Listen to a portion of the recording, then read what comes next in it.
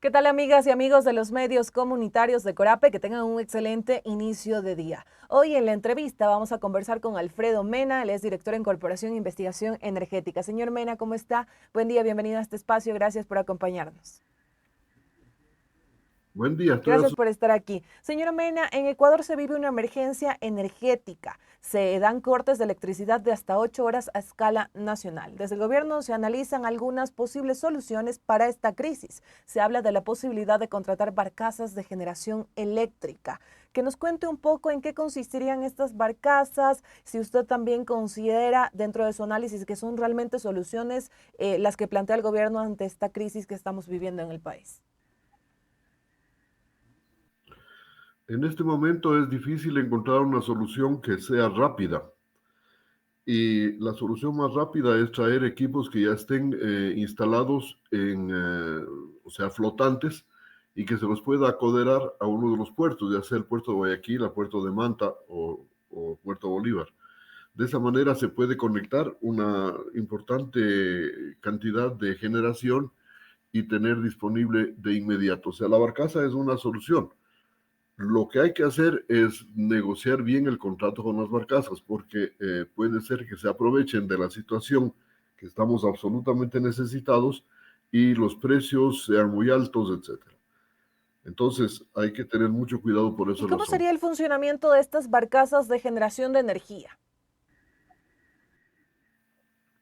El funcionamiento es muy simple, o sea, se acoderan, como dicen los marinos, a un puerto, y del puerto se llevan cables, desde la barcaza se llevan cables hasta la línea más cercana o a la subestación más cercana. Eso ya se ha hecho anteriormente, o sea, yo entiendo que deben haber esas facilidades todavía disponibles en el puerto de Guayaquil o en alguna otra parte, y se podría hacer sin mayor problema. Y también consultarle en este caso, ¿cómo analiza usted todo este escenario que estamos viendo en el país? También desde el gobierno nacional se habla de hacer campañas de concientización para en este caso ahorrar energía. También se ha lanzado una nueva página web para poder darnos a conocer ahí los cronogramas de los horarios de cortes. ¿Cómo analiza usted este manejo que le está dando el gobierno a esta crisis? Bueno, ahorita es están haciendo lo que tienen que hacer. O sea, no le veo yo otra salida, pero son o sea, hay que buscar soluciones de corto plazo, como las barcazas, o de mediano y largo plazo, que es ya la incorporación de generación adicional en el sistema. El ahorro de energía es bien importante, y para eso se hizo una ley de eficiencia energética hace mucho tiempo, pero que nunca se aplicó. O sea, ahí había un comité de eficiencia energética, etcétera, que yo no creo que haya funcionado nunca. No es tan fácil. Hay que hacer un programa que involucre a todas las industrias, todos los sistemas de comercio, e inclusive la ciudadanía residencial, para que se hagan sistemas de ahorro de energía. O sea, si yo voy y apago la luz de mi habitación, está bien, pero no es suficiente. Tiene que ser una acción realmente concertada y completa. Eso habría que ¿Y cuáles hacer. son esas soluciones en este caso que como país debe tomar en cuenta el gobierno nacional para evitar que vuelva a ocurrir una emergencia como la que estamos viviendo actualmente? Verá, hay un plan de electrificación. El plan maestro de electrificación, que creo que está hasta el 2025, el que está vigente, tiene algunas plantas de generación para poner energía a futuro. Entre ellas están algunas hidroeléctricas, algunas relativamente grandes, y, pero eso va a tomar mucho tiempo para construirlas.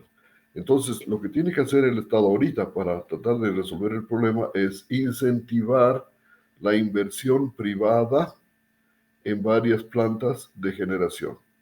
Eso es importante. Y para eso tienen que haber las normas y las regulaciones que permitan a estos inversionistas privados el poner sus plantas. Eso no hay ahorita bien, o sea, por lo menos bien claro.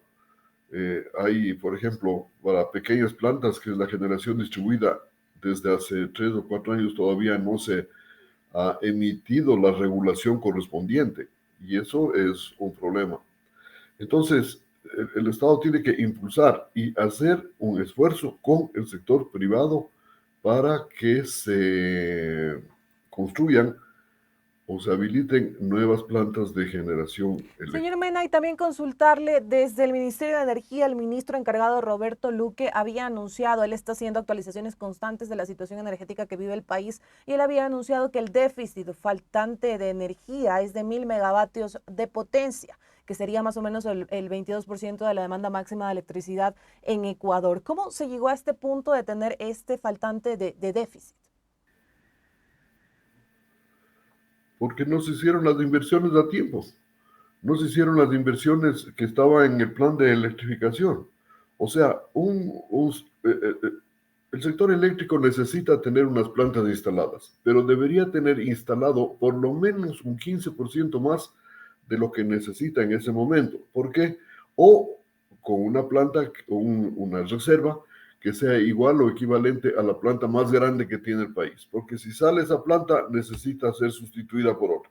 Entonces, el plan implica no solamente la inversión en las plantas de generación, sino la inversión en mantener una reserva estratégica de por lo menos un 15% de la demanda total o de la potencia total. O sea, si nosotros tenemos, digamos, 4.000 megavatios instalados, necesitamos por lo menos unos 600 megavatios de reserva para que esto pueda funcionar adecuadamente. Eso es lo que no ha habido, o sea, no hemos tenido ninguna reserva para esto. Ahora, la reserva es diferente cuando estamos en época de lluvias o cuando estamos en época de estiaje, como es el caso que estamos pasando ahorita.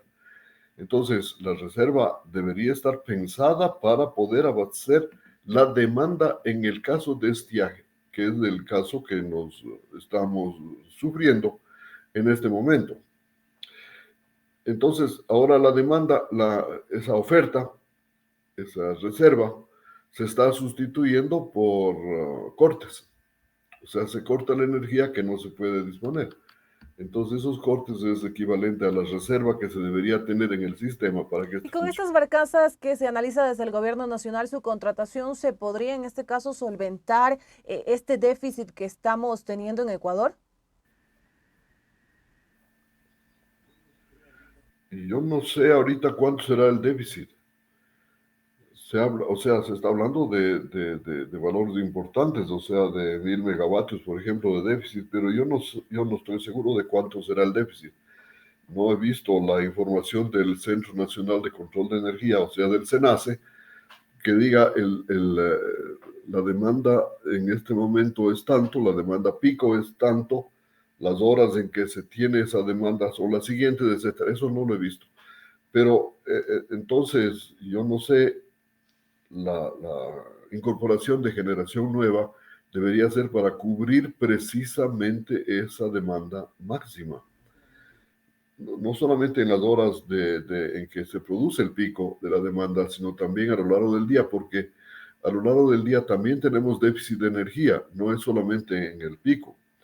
Entonces, las barcazas está bien. Yo he visto que también dicen, ok, vamos a permitir la compra de gas natural. Sí, pero con ese gas natural, ¿en dónde le van a quemar? O sea, en la Machala, que es una central de gas, o algunas otras centrales de diésel que podrían ser convertidas a gas, pero con eso no estamos ampliando la oferta. Estamos solamente modificando el medio para producirla, o sea, el combustible, definitivamente estamos cambiándolo.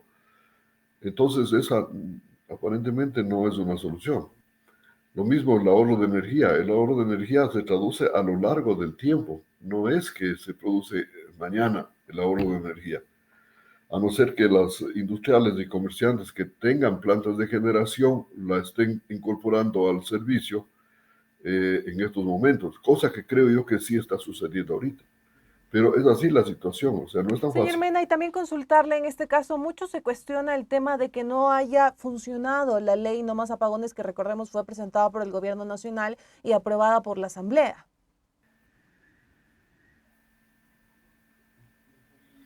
Es que esa ley no era para no más apagones.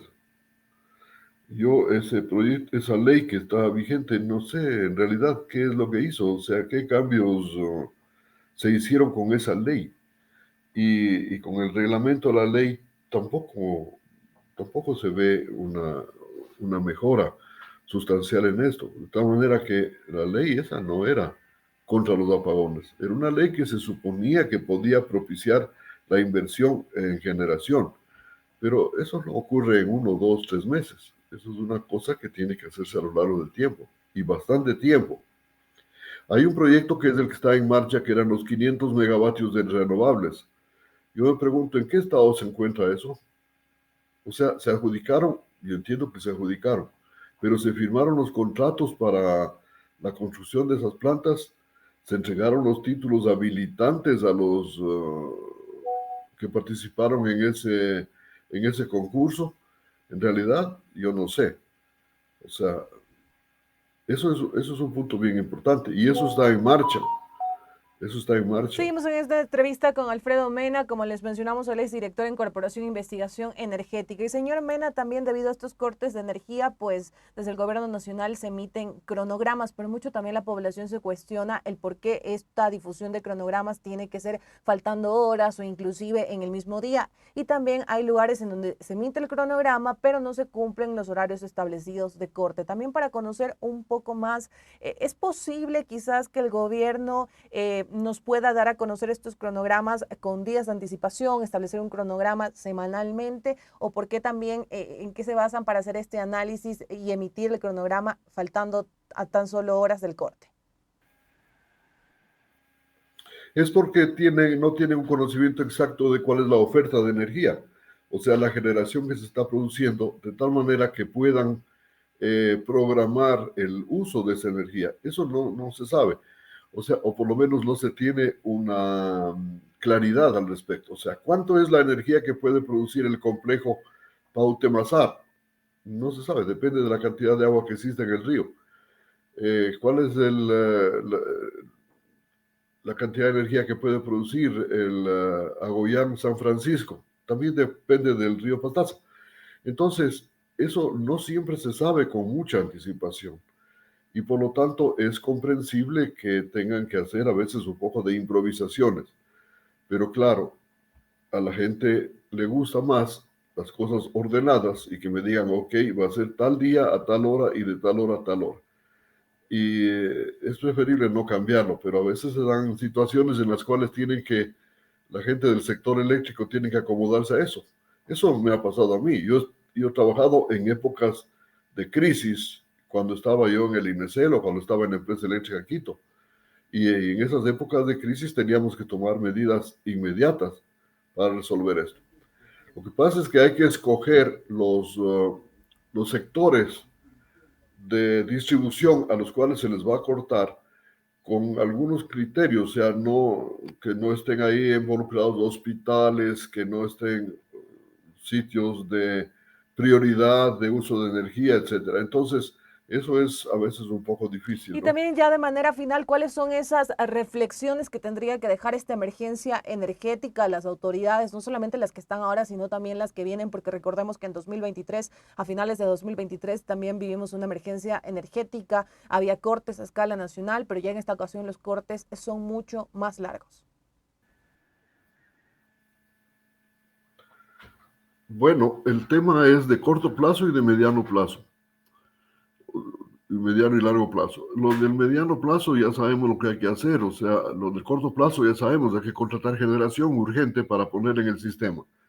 Y lo del mediano plazo, se debería pensar en el sector eléctrico como una institución totalmente. O sea, la ley estableció que se haga el Ministerio de Electricidad.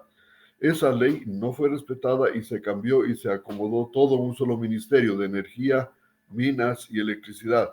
Eso no está tan bien. O sea, debería tener la electricidad, debería tener la posibilidad de hacerlo. Y además, debería ser un sistema político estable para poder manejar el sector eléctrico, estable a lo largo del tiempo, porque si cambiamos de viceministros cada 2, 3 meses, cambiamos de ministros cada 6 meses, cambiamos, entonces ahí no se puede hacer, no se puede estructurar una política de largo plazo. Entonces, yo creo que es importante que de alguna manera se establezca eso. Y la otra, y la última, es que los precios de venta de la energía deben reflejar los costos. Y el Estado debe subsidiar, si quiere subsidiar, directamente a los consumidores, pero en el momento en que lo va a pagar, o sea, en la ventanilla de la empresa eléctrica. Entonces, no hacerlo así implica que el sector está desfinanciado, que no tiene con qué hacer inversiones y que no tiene, por lo tanto, la posibilidad, de expandirse al futuro. Le agradecemos a nuestro invitado Alfredo Mena por estos minutos para los medios comunitarios de Corape. Muchísimas gracias por acompañarnos en este espacio. Ha sido un placer para mí estar Que con pase usted. bien, amigos y amigas. Nos vamos a una pausa. Sigan en sintonía de la red de medios comunitarios de Corape.